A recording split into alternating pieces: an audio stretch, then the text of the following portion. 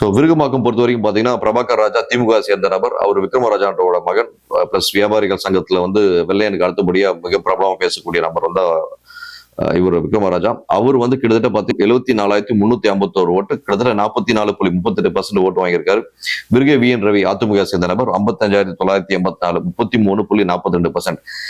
விருகே we என் ரவி பத்தி பதிவு பண்ணி ஆகணும். ஏனென்றால் நான் அவருடைய செயல்பாடுகள் கண்கூட நிறைய தடவை பார்த்திருக்கேன். கிட்டத்தட்ட அவரு மாவட்ட லெவல்ல போஸ்டிங்ல இருந்தாலும் கூட எம்எல்ஏவா இருக்கும்போது அவருடைய செயல்பாடுகள் கண்கூட பார்க்க வேண்டும் என்றால் சில விஷயங்கள் நான் தொகுத்து கூற முடியும். அந்த லெவல் நிறைய நல்ல விஷயங்கள் மக்களுக்காக செஞ்சிருக்காரு. அதுக்கு பிரபாகர் ராஜா செயல் நடத்தல. பிரபாகர் ராஜா எப்படி செயல்படுறாரு நான் பிசிக்கலா போய் பார்க்கல. இவருக்கு வி என் ரவி அங்க செயல்பாடுல இருக்கும்போது நான் பிசிக்கலா பார்த்ததுனால சொல்றேன் இந்த ஸ்டேட்மெண்ட். அடுத்தபடியா வந்து டி நகர் இந்த பர்டிகுலர் தொகுதி என்னன்னா சத்யான்ற ஒரு கேண்டிடேட் வந்து ஏடிஎம்கே சார்பா போட்டிட்டு நபர். அவருக்கு ஆப்போசிட்டான நபர் கருணாநிதி என்ற ஒரு நபர் திமுக சேர்ந்த நபர். கருணாநிதி தான் வந்து 56,035 ஓட்டும், இவர் வந்து 55,898 ஓட்டு டிஃபரன்ஸ்ல தான் தோத்தாரு. கிட்டத்தட்ட அவர் 41.05%, இவர் 40.95%, கிட்டத்தட்ட 134-137 ஓட்டு டிஃபரன்ஸ் இவங்க ரெண்டு பேருக்கும். ஸோ அதுக்காக தான் வந்து அவர் சுப்ரீம் கோர்ட் வரைக்கும் நடையா நடந்து சத்யா அவர்கள் நடந்ததுக்கு அப்புறம் அந்த எஸ்ஆர்ன்ற விஷயத்தை ஃபோர்ஸ் பண்ணி கொண்டு வர வச்சது. எல்லா விஷயங்களும் உண்மை உள்ளபடியே யாராக இருந்தாலும் அந்த ஒரு தான் வெற்றி அடைஞ்சதை வந்து போராட்டம் நம்ம அப்பா அவர்கள் கூட பார்த்திருக்கோம். அப்பா அவர்கள் போராட்டம் கிட்டத்தட்ட 6-7 ஆண்டுகள் கழிச்சு தான் தீர்வு கிடைச்சது. அந்த மாதிரி இவருக்கு தீர்வு கிடைக்கும்னு நம்பிட்டு இருக்காரு. நல்லபடியா கிடைக்கும். ஆனாலும் அந்த வெற்றி செல்லாதுன்ற மாதிரி இவர் அனௌன்ஸ் பண்ண சொல்லி கேட்டுட்டு இருக்காரு. போராட்டம் நடத்திட்டு இருக்காரு. வழக்கு தொடர்ந்து போயிட்டு இருக்கு. அதுக்கு ரிசல்ட் இன்னும் வரல. ஆனா அபிஷியல் அனௌன்ஸ்மெண்ட் வச்சு பார்க்கும்போது டி நகர்ல எஸ்ஐஆர்ல அதிகமான வந்து வாக்குகள் வந்து ரிப்பீட் வாக்குகள் இருக்கு. அதுக்கப்புறம் இறந்தவர்கள் வாக்கு வந்து நிறைய இறந்தவர்களோட பெயர் இன்னும் அதிகமா இருக்குன்ற விஷயத்த வந்து சத்யா ப்ரூவ் பண்ணி காமிச்சிருக்காரு. இந்த தடவை கண்டிப்பா அவர் தான் அங்க போட்டிடுவார் நினைக்கிறேன். அதுக்கு அடுத்தபடியா 3வது மக்கள் நீதி மையம் கட்சியை சார்ந்த பழக்கருப்பையா அங்க போட்டியிருக்காரு. ஏற்கனவே பழக்கருப்பையா வந்து அதிமுக சார்பா துறைமுக தொகுதியில போட்டியிட்ட நபர். ஸோ இப்போ வந்து மக்கள் நீதி கட்சியில வந்து 2021 போட்டிட்டு கிட்டத்தட்ட 14,567 ஓட்டு வாங்கியிருக்காரு. அடுத்தபடியா வேளச்சேரி தொகுதி. இந்த தொகுதியில யாருன்னு பாத்தீங்கன்னா திமுக அலைன்ஸ் இருக்கக்கூடிய காங்கிரஸ் கட்சியோட ஹசன் மௌலாமா என்ற ஒரு நபர் போட்டிட்டாரு. அவர் கிட்டத்தட்ட 68,499 ஓட்டு, 39.15%.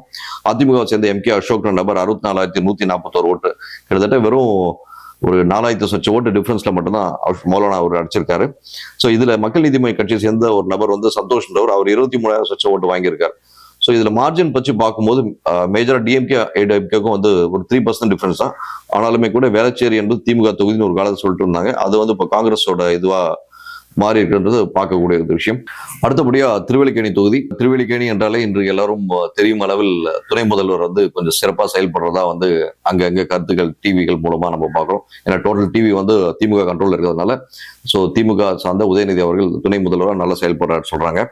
இதுல வந்து பாத்தீங்கன்னா லாஸ்ட் 2021 வந்து 93,255 வாக்குகள், அதாவது 68.98%. அதிமுக கூட்டணி சேர்ந்த பாட்டாளி மக்கள் கட்சி காசாலி என்ற ஒரு நபர் வந்து 23,930 ஓட்டும், கிட்டத்தட்ட 17.68%. ஸோ முதல் நம்பருக்கும் 2 நம்பருக்கும் 50% டிஃபரன்ஸ்ல ஒரு ஓட்டு அடிச்சிருக்காருன்னா அது கண்டிப்பா வந்து திரு உதயநிதி மட்டும்தான். ஏன்னா இது ஒரு பெரிய மார்ஜின், 50% டிஃபரன்ஸ்ல வந்து ஓட்டு வாங்கி ஜெயிக்கிறது பெரிய விஷயம். அட் த சேம் டைம் இன்னொரு விஷயம் நான் கருத்தில் கொண்டோம். என்னன்னா அந்த பர்டிகுலர் தொகுதியில தான் வந்து அதிகமா வந்து இறந்தவர் பெயர் நீக்கப்படாம இருக்கு, ஷிஃப்டிங்கான பெயர் நீக்கப்படாம இருக்கு அப்படின்ற விஷயங்கள்லாம் வந்து அதிகமா வந்த ஒரு பெயரும் வந்து அந்த தொகுதி தான்.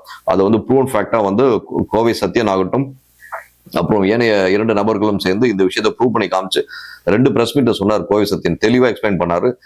ட்ரிப்ளிகேன், மயிலாப்பூர் தொகுதி எல்லாமே வந்து majority of repeat voters name remove பண்ணவே இல்லை, ஷிஃப்ட் ஆனவங்க பேர் ரிமூவ் பண்ணவே இல்லை. ரிப்பீட் ஓட்டர்ஸ், ஷிஃப்ட் ஆனவங்க, செத்தவங்க, அதுல வந்து அப்ராக்சிமேட்டா கவுண்ட் எவ்வளோன்ற டிஃபரன்ஸ் முதல் கூட எக்ஸ்பிளைன் பண்ணார் கோவை சத்யன். அதை நம்ம கருத்தில் கொள்ள வேண்டும்.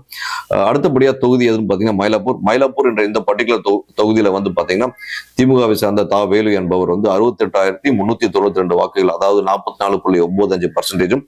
அதிமுகவை சேர்ந்த திரு ஆர் நடராஜ் என்பவர் 55,759 ஓட்டு, கிட்டத்தட்ட 36.65%. ஸோ இவங்க 2 பேருக்கான டிஃபரன்ஸ் வச்சு பார்க்கும்போது கிட்டத்தட்ட 8%, 7.6% தான். பட் இருந்தாலுமே கூட நல்ல டஃப் ஃபைட் கொடுத்தாரு திரு நடராஜ் அவர்கள். அடுத்தபடியா ஸ்ரீபிரியா நம்ம எல்லாருக்கும் தெரியும், மக்கள் நீதி மையம் சார்பாக போட்டிட்டாங்க. அந்த அம்மா கிட்டத்தட்ட 14,904 ஓட்டு வாங்கினாங்க. அடுத்தபடியா மேஜரா பார்க்கும்போது நாம் தமிழர் கட்சி மகாலட்சுமி என்ற ஒரு பெண்மணி வந்து 10,124 வாக்குகள், அதாவது 6.65% வாக்குகள் உடைச்சிருக்காங்க. ஸோ இது அப்படியே தொடருமா அப்படின்னு பார்க்கும்போது 2021 நிலைமை இது. கடைசியா இன்னொரு முக்கியமான தொகுதியை விட்டுடும். தமிழ்நாட்டின் ஒரு முக்கிய முகம் என்று சொல்லலாம் திரு சேகர் பாபு அவர்கள். அவர் வந்து ஹார்பர் தொகுதியில் தான் ரெகுலர் நிற்கக்கூடிய ஆளு. எனக்கு விவரம் தெரிஞ்ச வரைக்கும் 2016லயும் சரி 2021லயும் சரி மிகப்பெரிய மார்ஜினல் விக்டரி பெற்றவர் தான் திரு சேகர் பாபு அவர்கள். 2021ல 59,317 ஓட்டும், கிட்டத்தட்ட 58.88% ஓட்டும். அடுத்தபடியாக அதிமுக அலைன்ஸ்ல இருக்கக்கூடிய பிஜேபியை சேர்ந்த வினோஜ் பி செல்வம் என்பர் நபர் 32,043 ஓட்டு வாக்குகளும் பர்சன்டேஜ் வச்சு பார்க்கும்போது 31.81%. ஸோ இது கிட்டத்தட்ட வந்து ஒரு 27% டிஃபரன்ஸ்ல தான் சேகர் பாபு அவர்கள் வின் பண்ணியிருக்காரு. ஆனாலுமே கூட இங்க வந்து இதர கட்சிகள் வந்து பெரிய லெவலில் ஓட்டு வாங்கியிருக்கா அப்படின்னு பாத்தீங்கன்னா மேஜரா யாருமே கிடையாது. பட் இருந்தாலும் கூட நல்ல டஃப் ஃபைட் கொடுத்துருக்காங்க. மக்கள் நீதி மையமும் நாம் தமிழர் கட்சியும், இரண்டு கட்சிகளுமே 3,000 சொச்ச ஓட்டுகள் வாங்கியிருக்காங்க. இது 2021க்கான கடைசி பட்டியல். அடுத்தபடியா திருவள்ளூர் தொகுதியில முதல்ல வந்து கும்மிடிப்பூண்டியில பொறுத்த வரைக்கும் திமுக சேர்ந்த திரு டிஜே கோவிந்தராஜ் என்ற நபர் வந்து கிட்டத்தட்ட 1,26,452 ஓட்டு, கிட்டத்தட்ட 57.40%.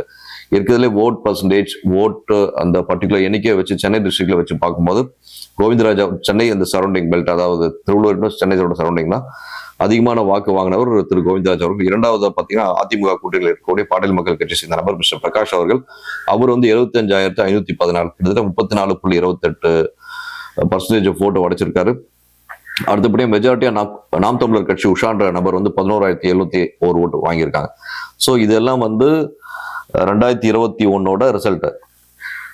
அதே திருவள்ளூர்ல பொன்னேரின்ற தொகுதியில வந்து பாத்தீங்கன்னா திமுக கூட்டணி சார்ந்த காங்கிரஸ் கட்சி சார்பா துரை சந்திரசேகரன் நபர் நின்னாரு. அவர் கிட்டத்தட்ட 94,528 ஓட்டு, 45% வந்து வாக்கு வாங்கியிருக்காரு. அதிமுக சேர்ந்த பலராமன், ரொம்ப ஃபேமஸான கண்டென்ட் பலராமன், அந்த நபர் வந்து கிட்டத்தட்ட ஒரு 10,000 ஓட்டு டிஃபரன்ஸ் தான் தோத்தாரு. 84,839 ஓட்டு தான் வாங்கியிருக்காரு, 40.39%. இது மூணாவது இடம் பார்க்கும்போது நாம் தமிழர் கட்சியை சேர்ந்த மகேஸ்வரி என்ற நபர் வந்து உண்மையிலேயே அந்த அம்மா ரொம்ப டஃப் கொடுத்தாங்க. 19,000 சொச்ச ஓட்டு, கிட்டத்தட்ட 9% ஓட்டு வாங்கியிருக்காங்க. உண்மையில் பாராட்டுதல் கூடிய விஷயம். இரண்டாவதாக திருவள்ளூர் மெயின் தொகுதியிலே வந்து திமுக சார்ந்த விஜி ராஜேந்திரன் என்ற நபர் வந்து 1,00,000 வாக்கு மேல வாங்கின ஒரு நான்காவது நபர். இவர் 1,07,709 ஓட்டு, அதாவது 50.27%, 50 மேல பர்சன்ட் தாண்டுற ஒரு முக்கிய நபர்கள்ல இந்த ராஜேந்திரன் ஒரு நபர். இந்த ஒரு பர்டிகுலர் தொகுதியில, அதாவது திருவள்ளூர் மெயின்ல அதிமுக சேர்ந்த பி வி ரமணன் நம்ம எல்லாருக்கும் தெரியும், எக்ஸ் எம்பியும் கூட. ஸோ இந்த இவர் வந்து கிட்டத்தட்ட 85,000 ஓட்டு, அதாவது 39.68% ஓட்டு தான் வாங்கியிருக்காரு. வாங்கி அவரு தோத்திருக்காரு.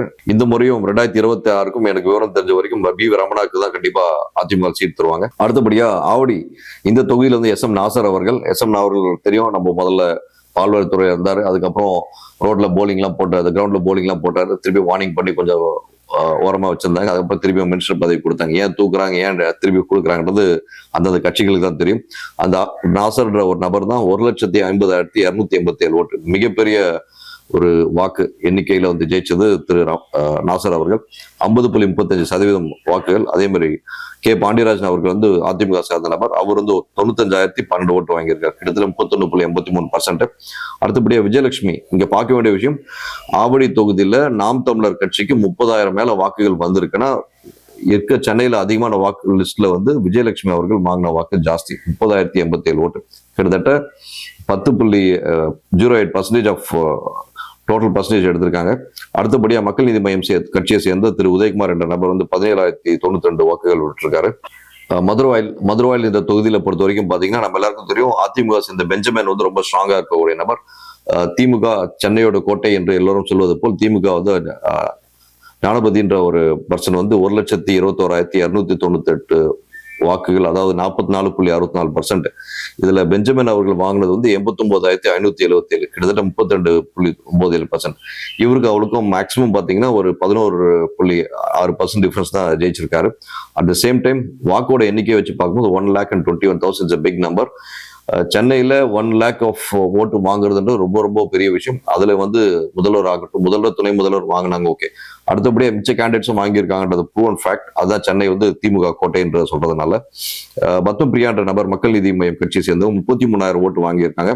நாம் தமிழர் கட்சிக்கு அந்த கணேஷ்னு ஒரு தம்பி, அவரு நல்லா எஃபெக்டிவா ஒர்க் பண்ணாரு, 21,045 ஓட்டு வாங்கியிருக்காரு. கடைசி தொகுதி வந்து அம்பத்தூர் பொறுத்த வரைக்கும் பாத்தீங்கன்னா திமுக அதிமுக எப்பவுமே ரொம்ப டஃப் இருக்கும்.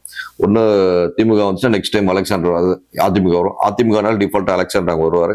ஸோ அலெக்சாண்டர் அந்த நபர் வந்து அதிமுக சார்பாக போட்டிட்டு 72,408 ஓட்டு வாங்கியிருக்காரு, கிட்டத்தட்ட 30%.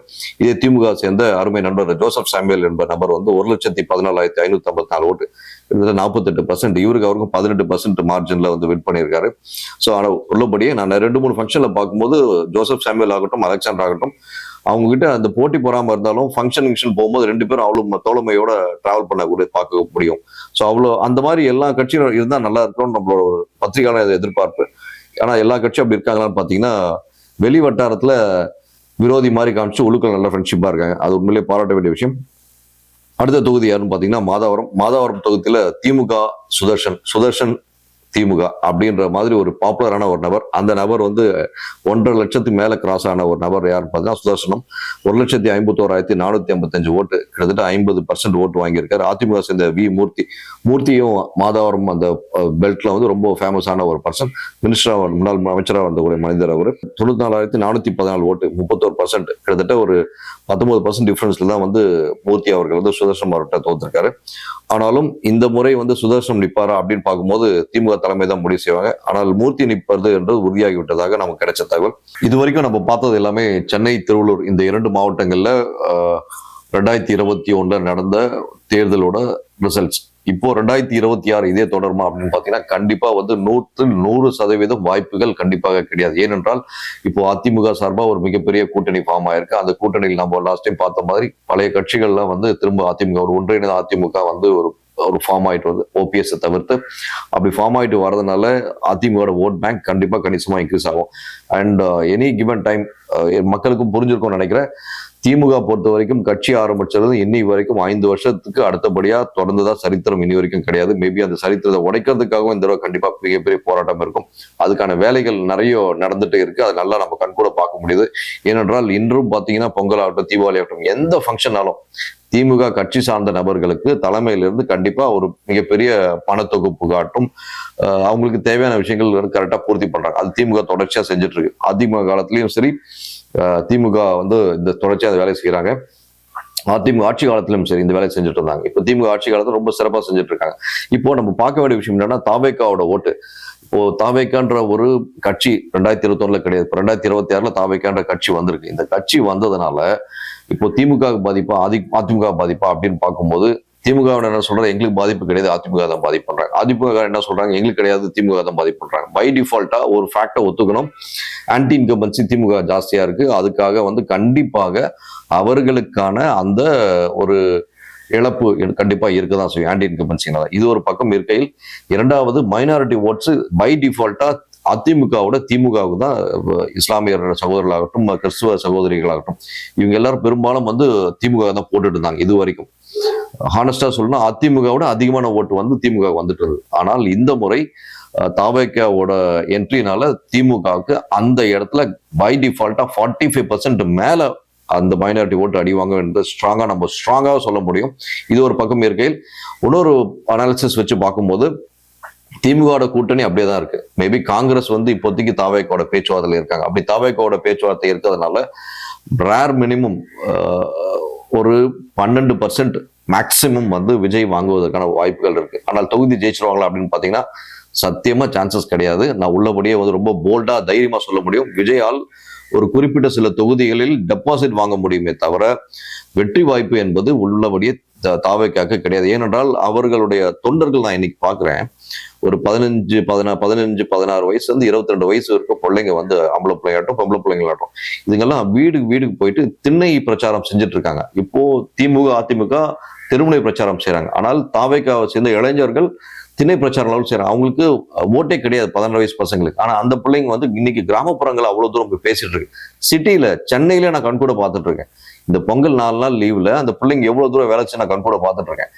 இப்படி இருக்கும் சூழல்ல தாவேக்கால ஒரு கணிசமான ஓட்டு தான் வாங்க முடியும். அவர் ஸ்மார்ட்டா கொஞ்சம் திங்க் பண்ணாருன்னா ஏதாவது ஒரு அலைன்ஸ்ல ஃபார்ம் பண்ணி அவர் வந்து இது பண்ண முடியும். ஆனால் அவருக்கு ப்ராப்பரா அறிவுரை கொடுக்கறதுக்கு ஆள் இல்லைன்ற தெளிவா தெரியுது. ஸோ செங்கோட்டையன் அவர்கள் போய் சேர்ந்ததுக்கு அப்புறம் செங்கோட்டையன் கொஞ்சம் அங்க ஒதுக்கப்பட்டிருக்காருன்றதை நம்ம பார்க்க முடியுது. இதெல்லாம் ஒரு பக்கம் இருக்கையில், திமுக ஓட் பேங்க் பொறுத்த வரைக்கும் பெரிய அடி வாங்க சான்சஸ் இருக்கு. அதிமுகவுக்கு ஒருங்கிணைந்த அதிமுக வந்ததுனால அதிமுக ஓட் பர்சன்டேஜ் முதல்ல விட இப்போ இன்க்ரீஸ் ஆக சான்சஸ் இருக்கு. தவேகாவினால் அதிமுக ஓட்டு உடையுமா எப்படி பார்ப்போம். கண்டிப்பா 1-2.5% வரைக்கும் கேரண்டி அடி வாங்கிறதுக்கு சான்சஸ் இருக்கு. அதுல எல்லளவு மாற்று கருத்தும் கிடையாது. அதுக்கான வேலைகள் அதிமுக செய்யறாரா என்று பார்த்தீங்கன்னா உள்ளபடியே சில விஷயங்கள் நம்ம சொல்லி ஆகணும். எஸ்ஐஆர் பொறுத்த வரைக்கும் அனௌன்ஸ் பண்ண டேட்ல இருந்து திமுகவினர் தான் வீடு வீடா சென்று நிறைய விஷயங்களை பார்த்து அவங்க எந்தெந்த ஓட்டுலாம் அவங்களுக்கு கேரண்டி ஓட்டோ அந்த ஓட்டை மட்டும் கரெக்டா வந்து அவங்க டேப் பண்ணி அந்த எஸ்ஐஆர் ஃபார்மை பக்காவா முடிச்சு வச்சாங்க. இதே அதிமுக கூட்டணியில் உள்ள ஏனைய கட்சிகளோ பிஜேபி ஏனைய கட்சிகளோ சத்தியமாக திமுக அளவிற்கு செய்யவில்லை என்பதை போல்டாக சொல்ல முடியும். ஏனென்றால் அவர்களுடைய டைம் அலாட்மெண்ட் வந்து கம்மி அப்படின்றத நம்ம தெளிவா பார்க்க முடியும். அண்ட் திமுக காரங்களோட ஓட் பேங்க் அப்படியே மெயின்டைன் ஆகணுன்ற ஒரே ரீசனுக்காக ஃபுல் இன்வால்மெண்டோட திமுக கார வேலை செஞ்சிருக்கான். ஸோ அவருக்கான ஓட் பேங்க் ஃபார் எக்ஸாம்பிள் 32%, அப்படி 32% மார்ஜின் மீட் ஆயிடுச்சுன்னா கண்டிப்பா அதிமுகவுக்கும் ஏனைய தாவேக்காவுக்குமான ஓட் பேங்க் அடிவாங்க. சப்போஸ் 32% கீழே திமுக போகுதுன்ற பட்சத்துல கண்டிப்பா AIADMK will have a good increase. இதுல நம்ம இன்னொரு விஷயம் பார்க்க வேண்டிய விஷயங்க. ஏன்னா பாஜக என்ற கட்சி அதிமுகவோட இருக்கிறதுனாலதான் 2021 அவங்க பெருசா வெற்றி பெற முடியலன்ற கருத்தை வந்து நிறைய பொது மேடையில அவங்க கட்சி சார்ந்த முன்னாள் அமைச்சர்களே சொன்னாங்க. இப்போ திருப்பி எல்லாம் ஒன்றிணைந்து நல்ல ஒரு கூட்டணி ஃபார்ம் பண்ணி வர 23ஆம் தேதி திரு மோடி அவர்கள் தலைமையில வந்து மிகப்பெரிய ஒரு மாநாடு நடக்க போறதை நம்ம பார்த்துட்டு இருக்கோம். இந்த சூழல் வந்து ஒரு வைப்ரண்ட் சேஞ்ச் கொடுக்குமா அப்படின்னு பாத்தீங்கன்னா 100-110% சான்சஸ் இருக்கு. சேஞ்சஸ் கொண்டு வரும். ஆனால் அங்கேயும் சில பிளவுகள் இருக்கு. அந்த பிளவுகளை அவங்க அடைச்சால் மட்டும்தான் வந்து வெற்றி வாய்ப்பு என்ற ஒரு கனியை எட்ட முடியும். இல்லை என்றால் இன்றைய கள நிலவரம் வைத்து பார்க்கும்போது உள்ளபடியே ஒற்றுக்கொள்ள வேண்டும், திமுகவுக்கு சாதகமாக உள்ளது என்பதை பதிவு செய்ய கடமைப்பட்டுள்ளேன். மீண்டும் ஒரு அரசு சந்திப்போம். நன்றி, வணக்கம் நண்பர்களே.